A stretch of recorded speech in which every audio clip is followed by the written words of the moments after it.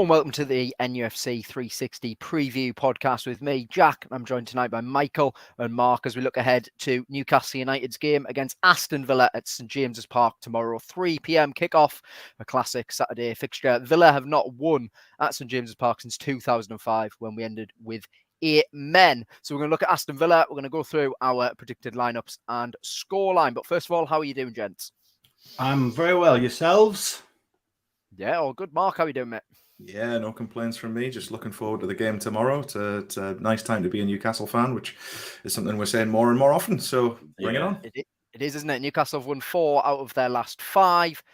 Could actually end up 3rd tomorrow if we win and Tottenham draw or lose to Bournemouth. The lowest we can end up is 6th. That's if we lose in results. Just not good enough. Yeah, exactly. But obviously, Aston Villa have got rid of Steven Gerrard. Unai Emery is in place. Of course, he could have joined Newcastle last year. In the end, we got Howe. Don't think anyone's unhappy about that. But Emery won't be in charge tomorrow. It'll be Aaron Danks. So what do we think of Villa, lads? I'll start with you, Mark, because it's a squad that you look at it and you think there's quite a bit of talent there, but it just doesn't. They just don't seem to be able to turn in consistent performances. Yeah, I actually, like as a squad, generally just looking at the talent available, I rate them quite highly. I honestly think, if you sort of take just a very quick look through their squad, I think they've got a very good goalkeeper, Emi Martinez. I think he's almost as good as Nick Pope. I rate him that highly. I think he's a very good goalkeeper. I think Konza, until he got his injuries, was a very, very promising defender, really talented defender. So we'll see what happens with him, I suppose, in the next year or so, because he did have a few bad injuries. And their attacking 3 are quite tasty as well on their day. And I think Emi Buendia is probably, for me, their best player. Gerrard wasn't using them. So we'll see if that changes. I know Danks brought him in for the 4-0 against Brentford.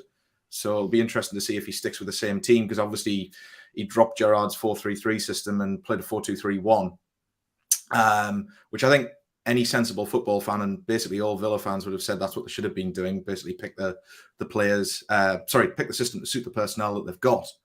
And they've done that. It wasn't really exactly, rocket science to work that out. And Danks has come in there, done that. The players have obviously been lifted by the fact that Gerrard's gone, and they've gone on and won. So I rate them quite highly. I think it'll be a bit more of a test than some of us are expecting. But I still back us to come through it. Yeah, I think that's a really good summarization of the squad, wasn't it? Because it just seemed like Gerrard just couldn't get the best out of them. They were sort of, I think I watched them against Nottingham Forest. They drew 1-1 and they had loads of the ball, but it just like, there was no movement. They just had no, it reminded me a lot of like Newcastle and under Bruce. There was just no plan. It was just sort of like, yeah, we just hope for something to happen, really. Michael, what do you think of Aston Villa as a squad? Do you agree with Mark, or do you think they're the better or a bit worse? Well, I agree with Mark, but just for balance, I'll say that they do have some real weaknesses. I mean, Mings, for one, he can't. If you get on him, I don't think he's going to be able to cope with Callum tomorrow. I think Callum's got way too much about him for Mings to cope with. Buendia and Coutinho, they do tend to sort of fizzle out of games, don't they? If we can nullify them, then apart from their front 3.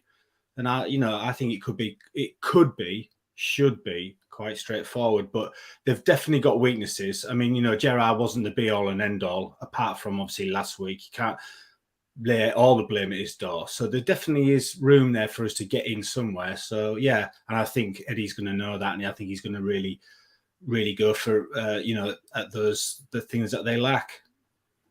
Yeah, I think that's a fair point. I mean, I think when we look at Villa, I think a lot of the complaints, especially about, you mentioned Buendia, and Mark, you mentioned Buendia as well. He's a fantastic footballer, but he's a 10. He's a number 10. That's his position, and I don't think Gerrard ever played him there.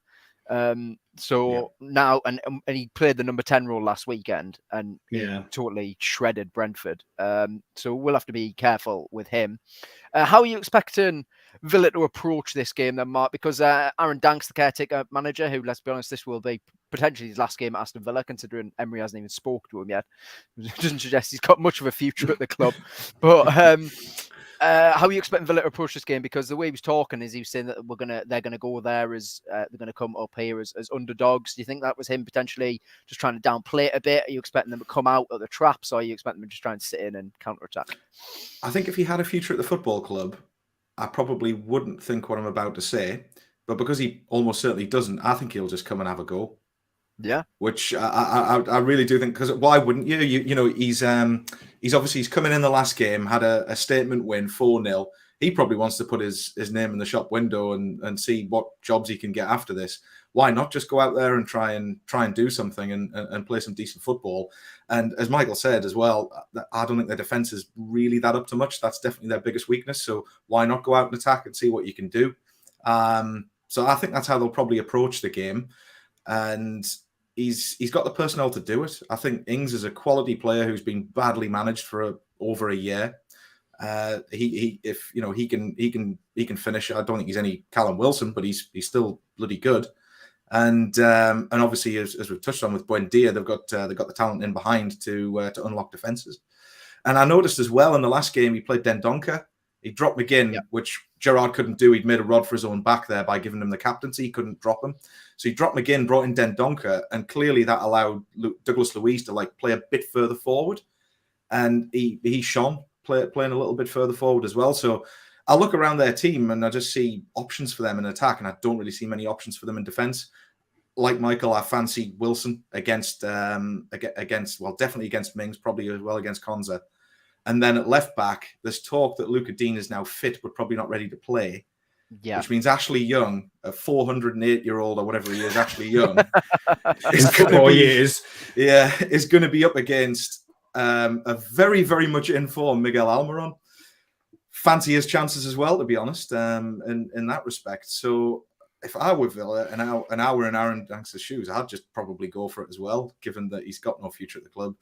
Best form of attack is going to be defense with their team. They just don't have that many defensive options. I mean, they brought in Diego Carlos, who I think is a good player, but he got crocked in game 2. He's out for the season. And they don't really have a lot of options in defense. I wouldn't even know who they would be bringing on, to be honest, at centre half, if one of them got injured. Yeah, that's fair enough. Yeah, that's a good point. Michael, do you think they're going to come and have a go, or do you think they're going to try and hit us on the break with the pace of Watkins and Leon Bailey? Yeah, I can sort of see where you're coming from with, just to go for it. But if they've done their research, if we just come in and frustrate our team like Bournemouth did, like Palace did, that they might just, and hopefully hit us on the break, then they would be wise to do that.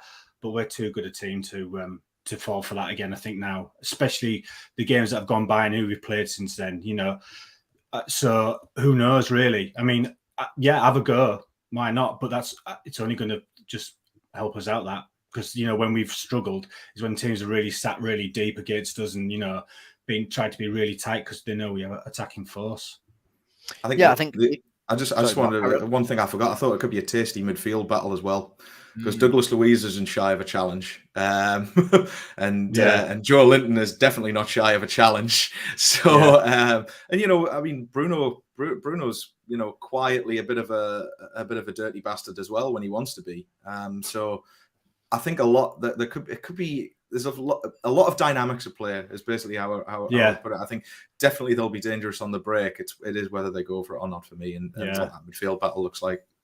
Yeah, brilliant. I think you made some really good points. Think with them sitting in, I do think at the start of the season, and certainly against Bournemouth and Palace, we struggled. But I thought Brentford came to try and frustrate us, and then we absolutely smashed them. So we'll have to see what happens there. But just before I move on to teams, obviously Newcastle, this is our best start of the season since the 2011-2012 campaign, and we finished 5th that year, of course. Aston Villa haven't won in any of their last 7 Premier League away games, and Eddie Howe has an 80% win record against Villa. So let's talk about the team news, because of course there's some good injury news, incredibly.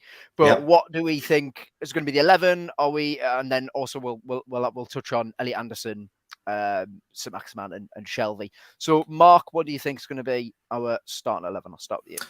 I think the only question mark for me is what happens out on that left-hand side. Obviously, Joe Linton played there in the last game.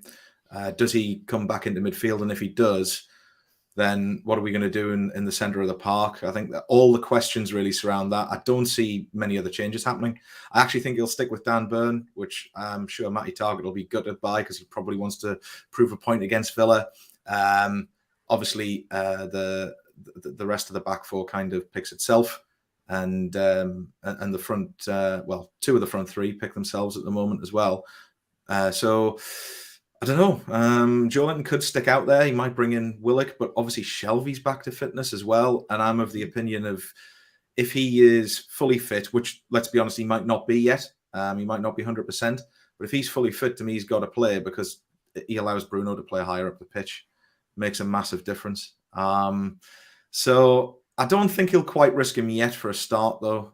So I think Joe Linton might just drop back in. Maybe we'll see Murphy on that left-hand side again, but it's very much guesswork, really, this one. But yeah, Howe seems to reward, we've said it before on this show and others, Howe seems to reward consistent performers. And if you've been on in the last game and had a good game, you probably will play. So I'm not expecting too many changes. Yeah, that's fair enough. And then, I think you mentioned Target, obviously, and it's very strange, isn't it? He's done nothing wrong. He got a little injury, and then you just can't drop Dan Burn at the moment. You actually can't. No. He's been absolutely fantastic. No reason I was worried about him at left back. I was. Do you know what I mean? But he allows Trippier to play so much further up the pitch as well. We become a back three in defence. It's perfectly worked out. And then Mike, what do you think? What do you think is going to be the team? I completely, agree with Mark. Absolutely. The only thing that excites me about it is say he plays Willock instead of Joe Linton, and then it gets to, I don't know, it's getting stretched 50 minutes, 55 minutes, 65 minutes, and then they look over and there's Shelvey waiting to come on, Maxi waiting to come on, and either Joe Linton coming on for Willock or Willock coming on for Joe Linton. That is making everything worthwhile tomorrow, because I am so looking forward to this. As to quote Count Dooku from Star Wars, I've been looking forward to this because we do have a thing with them, don't we? The old sob on the tyne and who's your new Messiah? Well, our Messiah is still here. Where's yours? Because there's a nice parallel between Howe and Gerrard. So yeah. But going back to what you're saying, Mark's right. It's just going to be he rewards loyalty, and it's going well beyond that. Why would you change a team that are doing so well? So well. You wouldn't, would you? It's simple as that. Obviously, if you were really worried about an opposition, then maybe you would, but I can't see him making too many changes. But the idea of them three standing there at 60 minutes is just going to make me wet my pants. Simple as that. I am just going to be doing the old, it could even be one down and I'd still be doing that. I'll still be now you buggers. I think that's what we've got now. We haven't had for ages. I think genuinely that's the big thing about this weekend. Like, obviously, we don't know if St. Maximan's going to make it, but the fact that Howe even mentioned him makes me feel that he might put him on the bench just in case. But it's so nice to have Shelvey back, because I know he only came on, at the end last week. But I thought he was great when he came on. He just no nonsense. He looked so fit and lean. I've never seen him look like that. So I am excited about Shelvey, and Elliot Anderson's fit as well, and it'd be nice. Yeah. It's nice to have options on the bench. And change the game if we need to, or if we're winning comfortably, whatever. We can bring Shelvey on for some minutes and bring Elliot Anderson on for some minutes, Maxi on for some minutes. So it's nice we're finally getting to the end of this, what seeming to be an endless injury crisis, only now without Isak. Although, to be honest, if he was... Who's that? Him, what happened to him? Yeah, exactly. But at this moment, who does he... We'll obviously have to see, but who's he getting the team for at the moment, really? Like, that's the thing. You've got to fit him in at some point. But yeah, it's exciting. And I like how you mentioned the little rivalry between Villa and Newcastle, because it's been bubbling along for quite a few years. But as I said, that they've got a horrible record at St James's Park. They really don't like playing here. Long may it continue. Yeah, exactly. Let's get on to predictions. I'll start with you, Michael, because you're going to the game tomorrow, aren't you? I am, yeah. Nice one. I will say I'll give them a go, because I have had Bailey and Watkins in my fantasy team at some point. So again, agreeing with Mark, they are really good up front. Those three Ings, Watkins and Bailey. So I'll give them a go, but I'm going to say 3-1. Yeah. So, fair. and please may I be right because I'm dreadful at this. Got any potential goal scorers? Oh, go Wilson hat trick. Wilson hat trick. Oh, that would be good for his England chances. I'll tell you that. Well, he's bigged that up all week, hasn't he? So he's you know, come on, give me it. And I felt that in his game. You know, he seems very frustrated recently when he's not. I can't remember. I think it was against Brentford because obviously he didn't score, did he? And you could tell that week, and that's obviously on his mind. So yeah, and he's fit, so that's the main thing. So yeah, Wilson hat trick. Why not? He looks so sharp at the moment, Wilson. He really does, yeah. Since we've signed him, he's been when he's fit. He's been top level. Lads. Yeah. Just if we could keep him fit, he would be in every England squad, similar as that. 100%. And Mark, score prediction from you? Not too dissimilar from Michael. My prediction was going to be 3-2 Newcastle. Okay. And I know that's, God, conceding 2 goals doesn't really happen that often now. I just think they'll be dangerous on the break. But at the same time, like if we were to just totally dominate this game, it wouldn't surprise me. I'm still in this adjustment period to us, being really, really good. And I think I do think if Shelvey starts, which is a big if, and I don't think he will, but no, that could give us a real edge just because if you think you've got 2 centre-halves in Sharon Botman and Shelvey also spraying balls around the pitch, like you've just got to find one of them free, and more often than not, they're going to find somebody. They're going to find a Trippier. They're going to find whoever's playing out on the left-hand side. So at the same time, I wouldn't be surprised if we dominated the game, but I'll stick with my original thought of 3-2, and I would also back Callum Wilson against this defence. I think he should be able to stand up the likes of Tyrone Mings, that's for sure. So yeah, fingers crossed for him. I do hope in a way he gets into the England team. Another side of me doesn't want him to, just for the injuries and all that. Yeah. Being selfish, but the lad deserves it. I can't think of another player more deserving to make it on the plane. So yeah, hopefully he can get the goals, which is obviously a positive for us and a big positive for him going forward, trying to get in the England team. Yeah, top stuff. I'm going to go 2-0. I do think Villa are dangerous. I think they're a good side, but I also think that they flat. You're going 2-0 to Villa? No, 2-0 Newcastle. I thought then you went 2-0 and immediately went on about how good Villa were. That's fair enough. No, I said they're flat to deceive. Controversial, folks. No, I think I just the way we're playing at the moment, genuinely, the combination play, the way we defend. Yeah. We went to Tottenham last week and they barely had a chance, really, apart from the first 20 minutes. So yeah. I honestly to see a comfortable Newcastle win. I think Wilson will score, and then I'm going to go for Willock. He's got to get a goal at some point. I've been saying it every single time I've been on the podcast, so I'm going to back Willock and get a goal finally. He deserves it, doesn't he? Yeah. And then, that's what I think. Well, thank you very much, lads, for joining us. Let's hope we are celebrating another Newcastle win come this time tomorrow evening. Thank you for joining us as well. Hope you have a great weekend. See you later. Thanks, everyone. Bye. Bye.